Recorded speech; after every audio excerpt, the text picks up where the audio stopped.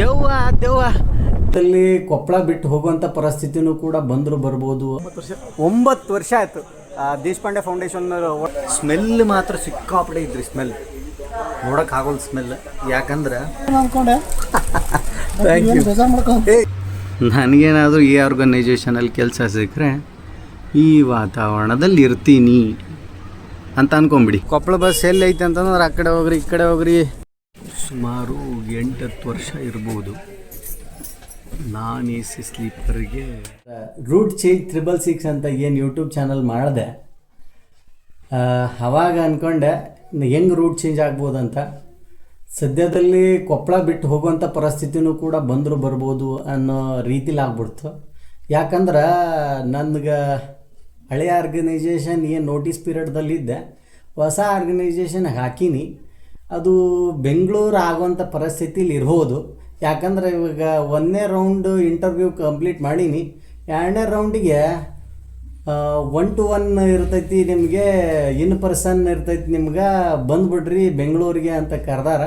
ಹಾಗಾಗಿ train book ಮಾಡೀನಿ.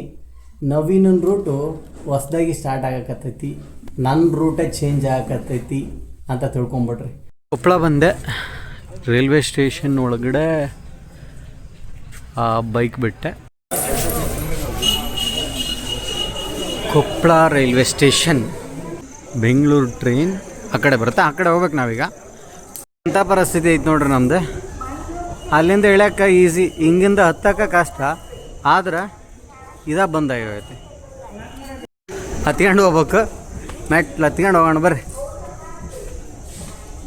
ಎಸ್ತ್ರಿಗೆ ಹೋಗ್ಬೇಕು ನಡ್ರಿ. ಹಾಂ, ಎಸ್ತ್ರಿ ಬೋಗ್ಯಾಗ ನನ್ನ ಸೀಟ್ ಐತಿ. ಟ್ರೈನ್ ಇನ್ನೂ ಬರ್ಲಿಕ್ಕೆ ಒಂದು 10 ನಿಮಿಷ ಆಗ್ಬೋದೇನೋ. 10 ನಿಮಿಷ ಕಾಯೋಣ.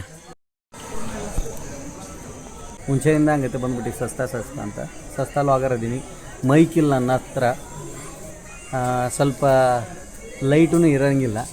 ಅಡ್ಜಸ್ಟ್ ಮಾಡಿ ಕೇಳ್ರಿ. ಸಸ್ತಾ ಅದ ನೀವು ಸಸ್ತಾ ಲಾಗರ್ ಅದಾನ ಅಂತಂದು, ಇಲ್ಲ ಅಂದ್ರೆ ಜಿಬುಕದನ ಅಂತಂದ್ರೆ ಅನ್ಕೊಳ್ರಿ. ಯಾಕಂದ್ರೆ ನಂಗೆ ತೊಗೊಳಕ್ಕೆ ರೊಕ್ಕ ಇಲ್ಲ ನನ್ನ ಹತ್ರಿಗೆ, ಏನೂ ಮಾಡೋಕ್ಕಾಗಲ್ಲ. ಈಗಂತೂ ರೊಕ್ಕ ಇಲ್ಲ. ಯಾಕಂದ್ರೆ ನಮ್ಮ ಆರ್ಗನೈಜೇಷನ್ ಬಿಟ್ಟಾತಿ, ಸಂಬಳ ಹಂಗಪ್ಪ ಅನ್ನೋ ಕಾಯಕತ್ತೀನಿ. ಹಂಗಂದ್ರೆ ಸಸ್ತಾ ಇದ್ದೀನಿ. ಮೈಕ್ ತೊಗೋಬೇಕು ಅನ್ನಕತ್ತೀನಿ. ಮೈಕ್ ನನ್ನ ಮೊಬೈಲ್ಗೆ ಸೆಟ್ ಆಗೋಲ್ದೈತಿ. ನೀವೇ ಯಾವ್ದಾರ ಗೊತ್ತಿದ್ರೆ ಹೇಳ್ರಿ ನನಗೆ.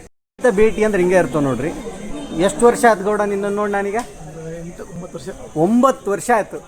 ದೇಶಪಾಂಡೆ ಫೌಂಡೇಶನ್ ಒಳಗಿದ್ದಾಗ ಸಿಕ್ಕಿದ್ದು ನನಗೆ. ಇವತ್ತು ಸಿಗಾಕತ್ತ ನನಗೆ ದೇಶಪಾಂಡೆ ಫೌಂಡೇಶನ್ ಬಿಟ್ಟಾದ್ಮೇಲೆ 9 ವರ್ಷ ಅನಿರೀಕ್ಷಿತ ಭೇಟಿ. ನಾನು ಬೆಂಗಳೂರು ಹೊಂಟೀನಿ, ತಾನು ಬೆಂಗಳೂರು ಹೊಂಟಾನ. ಎಸ್ 3, ಎಸ್ ನಮ್ಮದೇ ಇದು 3 ಬಂತು.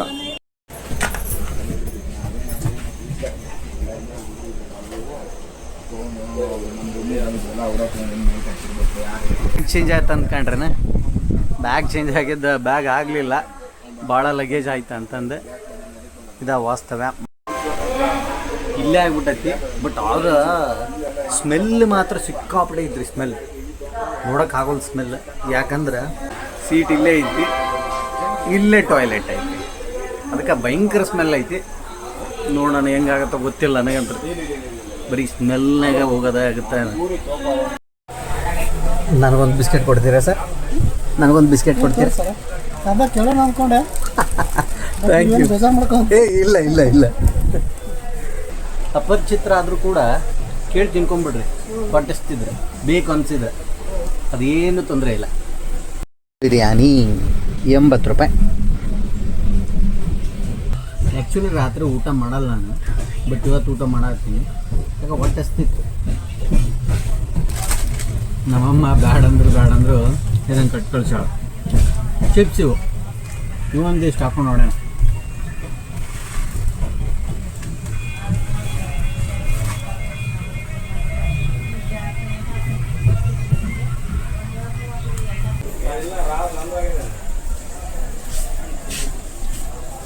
ಯಶವಂತಪುರ ಬಂದಿವ್ರಿ. ಯಶವಂತಪುರ ಜಂಕ್ಷನ್ನಲ್ಲಿ ನಿಂತೈತಿ. ಮುಂದಿಲ್ ನಮ್ಮದು ಅಂತೂ ಇಂತೂ ಬೆಂಗಳೂರು ಬಂತು. ಆಟೋ ಬುಕ್ ಮಾಡ್ಕೊಂಡಿದ್ದೀನಿ. ನೋಡೋಣ. ಆಟೋ ಬುಕ್ ಮಾಡಿಕೊಂಡು 2 ಆಟೋ ಕ್ಯಾನ್ಸಲ್ ಆಗಿಬಿಟ್ಟಿತ್ತು. 3ನೇ ಆಟೋ ಇದು. ನನ್ನ ಲೊಕೇಶನ್ಗೆ ಹೊರ್ಟೀನಿ ನಾನು. ಏನು ನಮ್ಮ ಆರ್ಗನೈಸೇಷನ್ ಲೊಕೇಶನ್ಗೆ ಹಾಕ್ಕೊಂಡು ಹೊಂಟೀನಿ, ಲೊಕೇಶನ್ಗೆ ಹಾಕ್ಕೊಂಡು ಇಲ್ಲಿ ಬಂತು ನೋಡ್ರಿಪ್ಪ ನಮ್ಮದು ಸೆಕ್ಯೂರಿಟಿ ಗಾರ್ಡ್ ಕೀ ಕೊಟ್ಟಾದ್ಮೇಲೆ ಅಲ್ಲಿ ರೋಸ್ ಕಲರ್ ಬಿಲ್ಡಿಂಗ್ ಕಾಣಿಸುತ್ತಲ್ಲ ಅದ ಹೇಳ್ದ, ಆ ಬಿಲ್ಡಿಂಗ್ ಹೋಗೋಣ ಬರ್ರಿ. ಸಾಲದ ಬಿಲ್ಡಿಂಗ್ ಇದು ಈ ಆರ್ಗನೈಸೇಷನಲ್ಲಿ. ಇದು ನನ್ನ ರೂಮು 210. ಒಳಗಡೆ ಹಿಂಗಿದೆ ನೋಡಿ.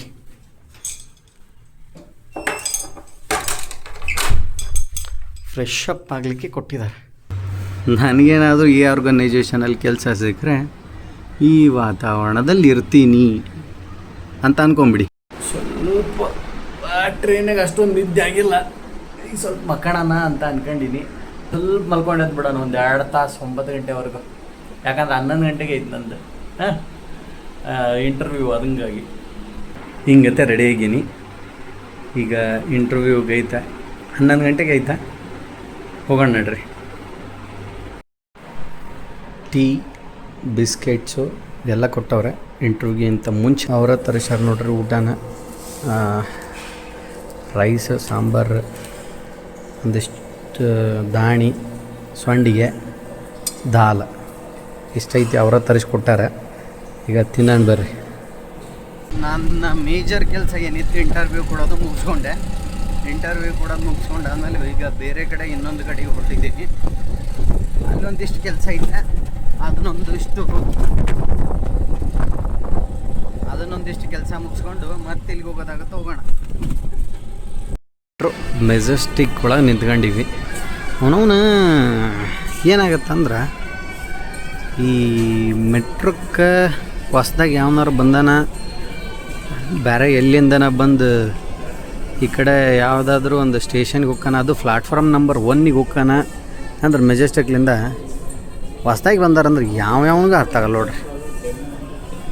ಒಬ್ಬನಿಗೆ ಅರ್ಥ ಆಗಲ್ಲ, ಈಚಡಿಕೆ ಅಂತ ಬರ್ಬೇಕು. ಹೊಸ್ದಾಗಿ ಬಂದಾರಂದ್ರೆ ಮತ್ತೆ ಇಲ್ಲೇ ಇದ್ದಾರಂದ್ರೆ ಅಂತ ಕೇಳಾಗತ್ತಿಲ್ಲ. ಎರಡನೇ ಕೆಲಸ ನೋಡ್ರಿ, ಇವನು ಹುಸೇನ್ ಅಂತ 8-10 ವರ್ಷದಿಂದ ಭೇಟಿಯಾಗಿದ್ದಿಲ್ಲ, ಇದ ಫಸ್ಟ್ ಟೈಮ್ ಭೇಟಿಯಾಗ್ಯಾನ. ಮುಗಿಸ್ಕೊಂಡು ಮತ್ತೆ ಹೊಂಟೀನಿ. ಒಂದಿಷ್ಟು HDFC ಲೈಫ್ ಇನ್ಶೂರೆನ್ಸಿಗೆ ಬಂದಿದ್ದೆ, ಹಾಗಾಗಿ ಮತ್ತೆ ತಿರುಗಿ ಹೊರಡ್ತೀನಿ. ಬರೀ ಮೆಟ್ರೋ ಹತ್ತೋದು ಇಳಿಯೋದಾಗೈತೆ ನಮ್ಮ ನಂತರ. ಈ ರೂಟ್ ಕೇಳರ್ ಇರ್ತಾರಲ್ಲ, ಆ ರೂಟ್ ಕೇಳರಂತರೂ ಆಲ್ಮೋಸ್ಟ್ ನಾನು ಬಂದೀನಿ. ರೂಟ್ ಕೇಳರ್ ಕನ್ನಡದಾಗ ಕೇಳಂಗೆ ಇಲ್ಲ ನೋಡ್ರಿ, ಇಂಗ್ಲೀಷ್ನಾಗ ಕೇಳ್ತಾರೆ. ಇದು ಯಾಕೋ ಗೊತ್ತಿಲ್ಲ, ಇಂಗ್ಲೀಷ್ನಾಗ ಕೇಳಂಗೆ ಆಗ್ಬಿಡತ್ತೆ. ಮಧ್ಯಾಹ್ನ ಯಾವತ್ತೂ ಕೂಡ ನಾ ಬಸ್ ಹತ್ತಿಲ್ಲ, ಆದರೆ ಇವತ್ತು ಹತ್ತಕತ್ತೀನಿ. ಒಂದು 5 ಗಂಟೆ ಆಗೈತಿ. ಇದು ಒಂದು ಎಕ್ಸ್ಪೀರಿಯನ್ಸ್ ಆಗೇ ಬಿಡಲಿ ಅನ್ನೋದು. ಯಾವಾಗಲೂ ನಾನು ಇದಕ್ಕೆ ಹೋಗಿದ್ದೆ, ಸ್ಲೀಪರ್ಗೆ ಹೋಗಿದ್ದೆ. ಇವತ್ತೊಂದು ಎಕ್ಸ್ಪೀರಿಯನ್ಸ್ ಆಗಲಿ ಅನ್ನೋದು ಕೊಂಟೀನಿ. ಬೆಂಗಳೂರಿಗೆ ಹಿಂಗೆ ಬಂದೆ, ಹಂಗೆ ಹೊಂಟೆ, ಹಂಗಾಗ್ಯದ ನೋಡ್ರಿ. ಕೊಪ್ಪಳ ಬಸ್ ಎಲ್ಲಿ ಐತೆ ಅಂತಂದ್ರೆ ಆ ಕಡೆ ಹೋಗ್ರಿ ಈ ಕಡೆ ಹೋಗ್ರಿ. ಹುಬ್ಬಳ್ಳಿ ಬಸ್ ಕೇಳಿದ್ದೆ ಅಂದ್ರೆ ಹುಬ್ಬಳ್ಳಿ ಬಸ್ ಹೋಗಲ್ಲ ಅಂದ್ಬಿಟ್ರು ಅವರು. ನೋಡೋಣ ಇಲ್ಲೆಲ್ಲಾರು ಐತನೋ ನಮ್ಮದು ಕೊಪ್ಪಳದ ಬಸ್. ನಮ್ಮ ಕೊಪ್ಪಳ 6:15, ಈಗ ಟೈಮ್ 5:15. ಸೀಟ್ ಕಾಯ್ದಿರಿಸ್ಬಿಡೋಣ. ಸುಮಾರು 8-10 ವರ್ಷ ಇರ್ಬೋದು ನಾನ್ AC ಸ್ಲೀಪರ್ಗೆ ಹೋಗಿದ್ದಿಲ್ಲ. ಇದೇ ಫಸ್ಟ್ ಟೈಮ್ 8-10 ವರ್ಷದೊಳಗೆ ಹೋಗಿರೋದು. ಸುಮಾರು ಈಗ ಟೈಮು 5:15 ಹತ್ತಿದ್ದು, ಈಗ 2:15 ಆಗ್ತಾ ಬಂತು. 9 ಗಂಟೆ ಹಿಂಗೆ ತಾನೇ ಕೂತವನು ಎದ್ದಿಲ್ಲ. ಯಾಕಂದ್ರೆ ಅವ್ರು ತರಬಿದ್ದಾಗ ನನಗೆ ಇದಕ್ಕೆ ಮಾಡಲಿಕ್ಕೆ ನನಗೆ ಮನಸ್ಸಿದ್ದಿದ್ದಿಲ್ಲ. ಅವರು ತರಬಲಾರ್ದಾಗ ನನಗೆ ಮನಸ್ಸಿತ್ತು, ಏನೂ ಮಾಡೋಕ್ಕಾಗಲ್ಲ. ಹಿಂಗೆ ರೂಟ್ ಚೇಂಜ್ ಆಗ್ತಾ ಇರುತ್ತೆ. ಕೊಪ್ಪಳ ಇಳಿದ್ಮೇಲೆ ಒಂದು ಸ್ವಲ್ಪ ವೀಡಿಯೋ ಮಾಡೋದೈತಿ, ಅದು ನಾನು ಮಾಡಿದ್ಮೇಲೆ ಅಲ್ಲಿವರೆಗೂ ಇನ್ನೂ ಸ್ವಲ್ಪ ಮಕ್ಕೊತೀನಿ. 1 ತಾಸು ಆಗ್ಬೋದು ಕೊಪ್ಪಳಕ್ಕೆ ಹೋಗೋಕೆ. ನಿದ್ದಂತ್ರ ಬಂದಿಲ್ಲ, ಇವಾಗಾದ್ರೂ ಬರುತ್ತೆ ಅಂತ. ಸರಿಯಾಗಿ 3 ಗಂಟೆ ಕೊಪ್ಪಳ ಬಸ್ ಸ್ಟಾಪಲ್ಲಿ ಇದ್ದೀನಿ. 3 ಗಂಟೆಗೆ ಬಂದಿದ್ದೀನಿ ನೋಡ್ರಿ. ನಾಯಿ ಒಂದು ಬೊಗಳಕತ್ತಾವ ಅಷ್ಟೇ. ಕೊಪ್ಪಳ ರೈಲ್ವೆ ನಿಲ್ದಾಣ ಬಂದು ನೋಡ್ರಿ. ಚೀಟಿ ಎಲ್ಲೈತೆ ಏನು ಕಳ್ಕೊಂಬಿಟ್ಟಿನಿ ಏನೋ ಗೊತ್ತಿಲ್ಲ, ನೋಡಂಬರ್ರಿ. ಒಟ್ಟು ನಿನ್ನೆ ಹೋಗಿ ರೂಟ್ ಹೆಂಗೆ ಚೇಂಜ್ ಆಯ್ತು ನೋಡ್ರಿ ನಮ್ದು. ರಾತ್ರಿ 8:30 ಹಂಪಿ, ಅಲ್ಲಿ ಹೋಗಿ ಫ್ರೆಶ್ ಅಪ್ ಆಗಿ ರೂಮ್ ತೊಗೊಂಡು ಒಂದಿಷ್ಟು ಇನ್ನೂ 1-2-3 ಇದು ಆಗಿಲ್ಲ, ಏನೋ ವೀಡಿಯೋಸ್ ಮಾಡಿಲ್ಲ. ಯಾಕಂದರೆ ಗ್ಯಾಲಕ್ಸಿ ಹೆಲ್ತ್ ಇನ್ಶೂರೆನ್ಸ್ಗೆ ಹೋಗಿದ್ದೆ. ಅಲ್ಲಿ ಹೋಗಿ ಹೆಲ್ತ್ ಇನ್ಶೂರೆನ್ಸ್ ಸರ್ಟಿಫಿಕೇಟ್ ತೊಗೊಂಡು ಎಕ್ಸಾಮ್ ಬರ್ಕೊಂಡು ಸರ್ಟಿಫೈಡ್ ಟ್ರೈನರ್ ಆಗಿ ಒಂದಿಷ್ಟನ್ನು ಮಾಡ್ಕೊಂಬಂದೆ. ಬಟ್ ಅಲ್ಲಿ ವೀಡಿಯೋ ಮಾಡೋಕ್ಕಾಗಲಿಲ್ಲ. ಆಮೇಲೆ HDFCಗೆ ಹೋಗಿದ್ದೆ, ಅಲ್ಲಿ ಲೈಫ್ ಇನ್ಶೂರೆನ್ಸು, ಗ್ಯಾಲಕ್ಸಿ ಒಂದು ಹೆಲ್ತ್ ಇನ್ಶೂರೆನ್ಸು. ಆ ರೀತಿ ಹೋಗಿ ಬಂದೆ. ಎಬ್ಸ್ಬೇಕು ನೋಡ್ರಿಪ್ಪ ಇವ್ರನ್ನೀಗ. ಎದ್ದೇಳ್ರು ಮರ ನಾನು ಗಾಡಿ ಕೊಡ್ರಿ ಅಂತಂದೆ. ಎಬ್ಸಾನ ಇಲ್ಲೈತೆ ನೋಡ್ರಪ್ಪ ನನ್ನ ಗಾಡಿ.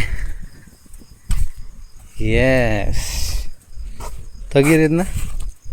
ಈಚೆಗೆ ಹೆಂಗಾಗ್ಬಿಟ್ಟಿವಿ ಅಂದ್ರೆ ದೆವ್ವ ಏನ ನಾವೇನ ಎರಡು ಒಂದಾಗ್ಬಿಟ್ಟಿವಿ. ಏಟತ್ತಿನಾಗ ಬೇಕು ಆಟತ್ತಿಗೆ ಹೋಗೋದು, ಏಟತ್ತಿಗೆ ಬೇಕು ಆಟತ್ತಿಗೆ ಬರೋದು, ಎಲ್ಲದು ನಾವು ಮಾಡೋಕ್ಕಿಲ್ಲ. ಜವಾಬ್ದಾರಿಗಳು ಮಾಡಿಸ್ತಾವೆ ನಮ್ಮನ್ನು. ಹಂಗತ್ತೆ ಹೋಗೋಕೆ ಬರೋಕೆ ನಾವು ಮಾಡಿದ್ದು ನಮ್ಮ ಇಚ್ಛೆನ ಎಲ್ಲ ಜವಾಬ್ದಾರಿಗಳು ಮಾಡ್ತಿರ್ತಾವೆ. ಫೈನಲಿ ಮನೆಗೆ ಬಂದು ನೋಡ್ರಿ, ಮೇಲ್ಗಡೆ ಬಂದುಬಿಟ್ಟೆ ಸೀದಾ. ಯಾಕಂದರೆ ಕೆಳಗೆ ಅಪ್ಪ ಅಮ್ಮ ಮಕ್ಕೊಂಡಿರ್ತಾರೆ, ಮತ್ತು ಅವ್ರಿಗೆ ಯಾಕೆ ತೊಂದರೆ ಕೊಡೋದಂತಂದು ಎಷ್ಟರ ತಿರುಗ್ರಿ, ಎಲ್ಲಿಗಾರ ಹೋಗ್ಬೇಡ್ರಿ. ಮನೆ ಕೊಡುವಂಥದ್ದು ನೆಮ್ಮದಿ, ನಿಮ್ಮ ಊರು ಕೊಡುವಂಥ ನೆಮ್ಮದಿ ಎಲ್ಲೂ ಕೊಡಲ್ಲ. ಎಷ್ಟರ ಸುತ್ತು ಬಂದಲ್ಲ ಅದ ಬೇರೆ. ಇಲ್ಲಿ ಬಂದ ಮೇಲೆ ಇದಕ್ಕೆ ಒಂದು ಸಂತೋಷದ ಆತ್ಮತೃಪ್ತಿ ಅಷ್ಟಾಗತ್ತೆ. ಇದು ಸತ್ಯ ಅಂದರೆ ಸತ್ಯ. ಮುಗೀತು. ನನ್ನ ಯೂಟ್ಯೂಬ್ ಚಾನಲಲ್ಲಿ ಮೊದಲೇ ವಿಡಿಯೋ ಇದೇ ಆಗುತ್ತಾ ಅಂತ ನಾನು ಅಂದ್ಕೊಂಡೂ ಕೂಡ ಇರಲಿಲ್ಲ. ಫೈನಲಿ ಬಂದು ತಲುಪಿದೆ. ನಿಮ್ಮೆಲ್ಲರ ಆಶೀರ್ವಾದ ಇರಲಿ. ಈ ವಿಡಿಯೋನ ಲೈಕ್ ಮಾಡೋದು, ಸಬ್ಸ್ಕ್ರೈಬ್ ಮಾಡೋದು, ಇದನ್ನು ಶೇರ್ ಮಾಡೋದು ನಿಮಗಿಷ್ಟ ಆಗಿದ್ದರೆ ಮಾಡಿರಿ, ಇಲ್ಲಾಂದರೆ ಬಿಡಿ ಅಷ್ಟೇ. ನಾನು ಕೇಳೋದಂತರೂ ಕೇಳಿರ್ತೀನಿ. ಓಕೆ, ಮತ್ತು ಇನ್ನೊಂದು ವಿಡಿಯೋದ ಮುಖಾಂತರ ನಿಮ್ಮನ್ನು ಮತ್ತೆ ಭೇಟಿ ಆಗ್ತೀನಿ. ಅಲ್ಲಿವರೆಗೂ ನಮಸ್ಕಾರ.